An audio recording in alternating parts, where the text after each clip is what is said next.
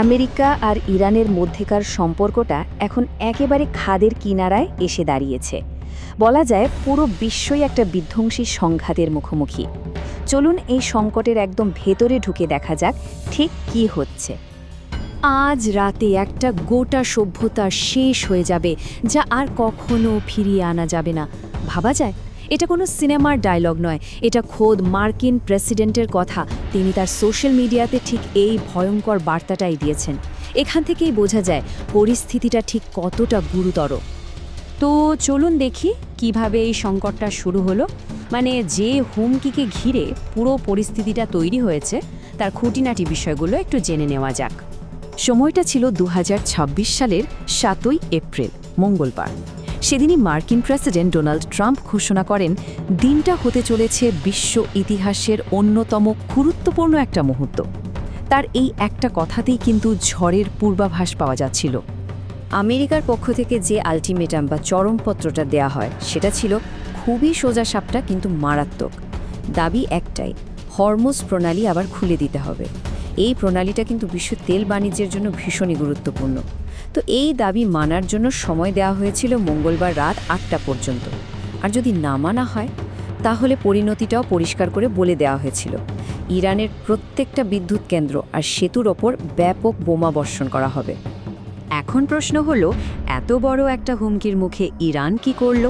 চুপ করে তো বসে থাকার পাত্র তারা নয়। ইরানের জবাবও ছিল ঠিক ততটাই ঝাঁঝালো। ব্যাপারটা তখন রীতিমতো কথার যুদ্ধে পরিণত হয়। একদিকে ট্রাম্প বলছেন একটা গোটা সভ্যতা শেষ হয়ে যাবে। তার জবাবে ইরানও পাল্টা হুঙ্কার দিয়ে জানালো, আপনি আর আপনার সহযোগীরা ইরানের প্রাচীন সভ্যতার কাছ থেকে এমন এক আঘাত পাবেন যা কোনোদিন ভুলতে পারবেন না। একেবারে মুখোমুখি সংঘাত। ইরানের কর্মকর্তারা তাদের দেশের সহনশীলতা বুঝাতে ইতিহাসের পাতা থেকে উদাহরণ টেনে আনেন।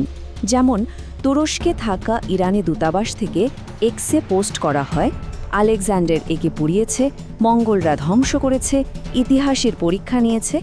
ইরান কিন্তু এখনও টিকে আছে। সময় যা শেষ করতে পারেনি একজন সাইকোপ্যাথের হুমকি তা পারবে না।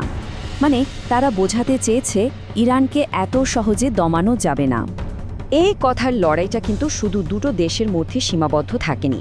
খুব তাড়াতাড়ি এটা আন্তর্জাতিক মহলে ছড়িয়ে পড়ে, আর এর ফলে আন্তর্জাতিক আইন নিয়েও বড়সড় প্রশ্ন উঠতে শুরু করে। পরিস্থিতি আরও জটিল হয়ে ওঠে। আর এই সময়ে আসরে নামে জাতিসংঘের মহাসচিব আন্তোনিও গুতেরেস যুক্তরাষ্ট্রকে পরিষ্কারভাবে সতর্ক করে দেন।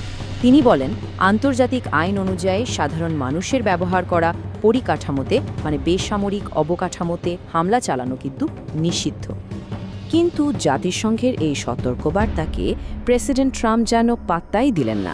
তার জবাব ছিল একদম সোজাসাপটা। তিনি বলেন, সম্ভাব্য যুদ্ধাপরাধ বা ওয়ার ক্রাইম নিয়ে তিনি একদমই চিন্তিত নন। তার এই মন্তব্যে স্বাভাবিকভাবেই পুরো বিশ্বে একটা উদ্বেগের লহর ছড়িয়ে পড়ে।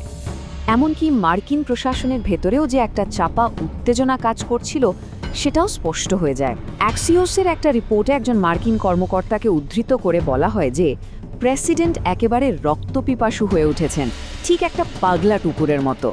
এই কথাটা থেকেই আন্দাজ করা যায় প্রেসিডেন্ট হয়তো তার নিজের উপদেষ্টাদের চেয়েও অনেক বেশি আগ্রাসী একটা অবস্থান নিতে চাইছিলেন। ডেডলাইন যত এগিয়ে আসতে থাকলো, পরিস্থিতিও ততটাই উত্তপ্ত হতে শুরু করলো।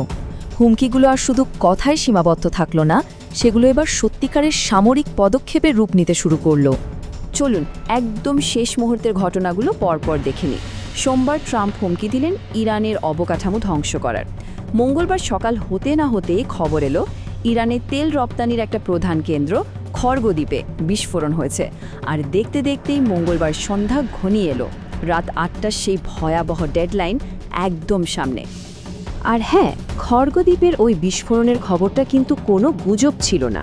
একজন সিনিয়র মার্কিন কর্মকর্তা নিজেই স্বীকার করেন যে আমেরিকান মিলিটারি ওই দ্বীপের সামরিক টার্গেটে হামলা চালিয়েছে। ব্যাস, সংকটটা যেন এক লাফে আরও গভীরে চলে গেল। তো এবার চলুন যাওয়া যাক একদম শেষ মুহূর্তে, সেই কাউন্টডাউনের একেবারে শেষ লগ্নে, যখন গোটা বিশ্ব লিটারালি দম বন্ধ করে অপেক্ষা করছিল। ভাবুন একবার পরিস্থিতিটা। সব যোগাযোগ ব্যবস্থা বন্ধ, সামরিক অভিযান এর মধ্যেই শুরু হয়ে গেছে।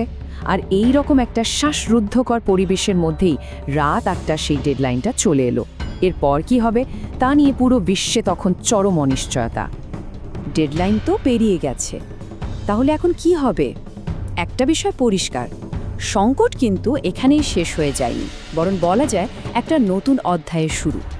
এখন পুরো বিশ্ব অপেক্ষা করছে এর পরের পদক্ষেপটা কি হয় তা দেখার জন্য। এই ভিডিওটি যদি আপনার জন্য উপকারী হয়ে থাকে তাহলে অনুরোধ, চ্যানেলটি সাবস্ক্রাইব করুন এবং ভিডিওটি আপনার পরিবার ও বন্ধুদের সাথে শেয়ার করুন, কারণ এই তথ্য সবার জানা জরুরি।